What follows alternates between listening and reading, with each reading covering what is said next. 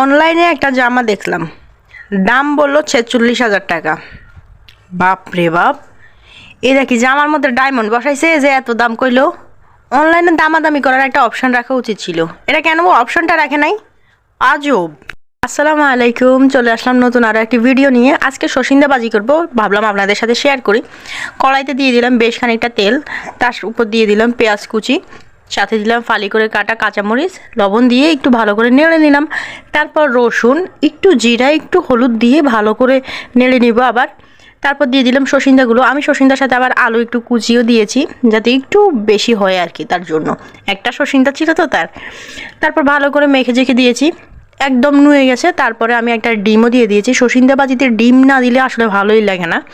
একটা ডিম দিয়ে ভালো করে গুটানাটা করবো। এই ক্ষেত্রে আপনারা যত বেশি গুটানাটা করবেন, তত সসিন্দার সাথে আপনার ডিমটা মিশবে, তত ভাজিটা ভালো হবে। এই তো আজকে এই পর্যন্তই হয়ে গেল।